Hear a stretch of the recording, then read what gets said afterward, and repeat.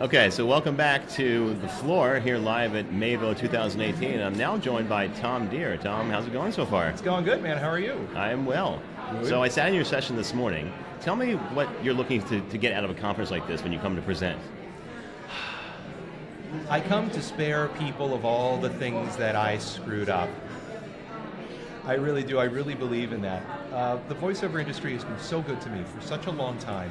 I would not be a successful voice talent or coach without the amazing community of voice talent that have guided me and helped me and advised me and gave me hugs when I need them and smacks on the butt when I need them. So what I want to get out of it is knowing that I have been able to even just help one person avoid one mistake, or to help one person look at themselves in a slightly different way, to be a little bit more forgiving of themselves. Because we're all alone in these booths, we all think our problems are unique, and we don't know if we understand the industry or ourselves, or what to do or what not to do, or how often to do it, or am I doing this right, am I doing this wrong? But if I can help validate or affirm even one person, to help them know that they deserve to be successful, they're on the right track, they're going to make mistakes. We all make mistakes. I make mistakes all the time, and I've been doing this for a long time. If they realize that, and they are just that much more set up for success, then I feel like that my time and my presence here has been worth it. That's great. I really resonated with that this morning when you said about your most popular response to your blog is when you talk about your screw-ups. Mm-hmm. And I found the exact same thing to be true.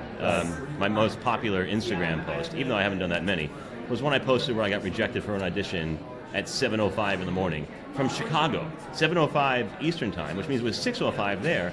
And I was so bad that the program director got back to me that quickly and said, no thanks. And that was hugely popular on Instagram. It's funny like that, isn't it? Well, like I said in the class, we admire people for their flaws, not their virtues.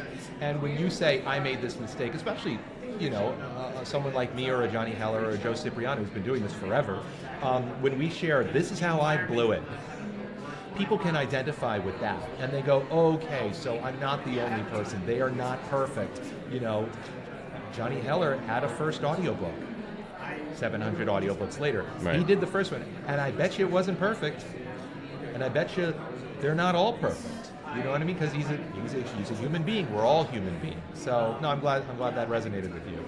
Yeah, that's what's great about meeting people at a conference like this. It does humanize the business, especially if it's someone who's just getting started, or they may not have even started yet. Maybe they're just researching, and they were brave enough to come here.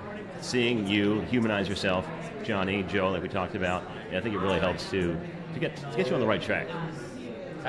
Absolutely. And that's the thing about this, is that there's no set way to become a successful voice talent. For most people, this is a second, third, fourth career. They've been fired, laid off, retired.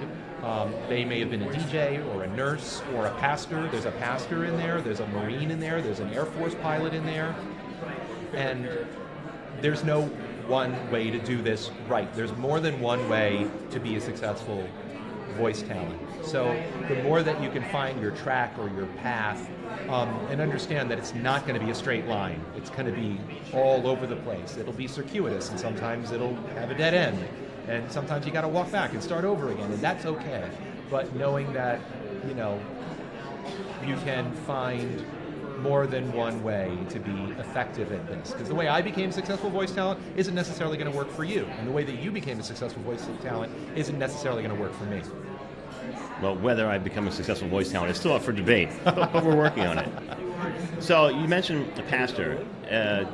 Would you agree that it makes sense to bring your past lives or your past experiences to your voiceover business? I don't see how you can't. You are who you are, your experiences. You're the aggregate of everything that's happened to you up to now. So, and almost every vocation that you've had, there's some kind of voiceover for it. If you were in the Marines or in the Air Force, like two of our attendees here today, do you have any idea how many Department of Defense videos there are produced every year? Mm-hmm. Tons of them. If you're a pastor and you have an inclination for audiobooks, I mean, there are entire publishing companies like eChristian that do nothing but religious and spiritual audiobooks. If you're the nurse, the medical narration and pharma industry is massive. There's tons of content being made every day. So I can almost guarantee that whatever you did before you decided to become a voice talent will inform your voiceover career. Yeah, I agree. I actually did an audiobook for a pastor in our local church. He'd written a novel. It was doing really well on Amazon in print.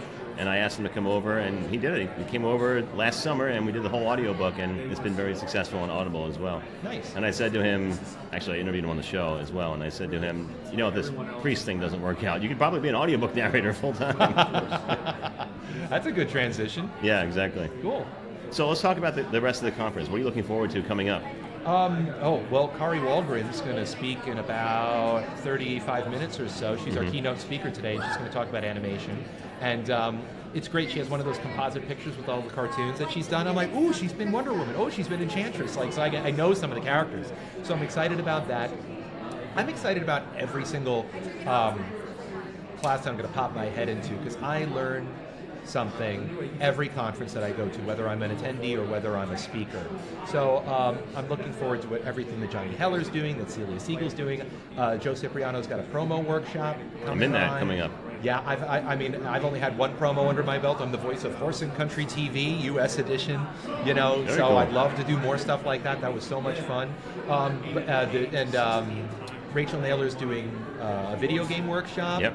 So I was just in Red Dead Redemption 2. And I heard that. Oh yes, and Congratulations. that's because I marketed the crap out of it. So I'd love to get more work on that level. So that's a great thing, and us as presenters can kind of pop into almost any session. So I'm looking forward to everything. I'm going to try to get to as many of them as I can. Well, great. Well, thanks for being here today and talking to us, and I'm looking forward to seeing you at the rest of the conference. Cool. Looking forward to seeing you too.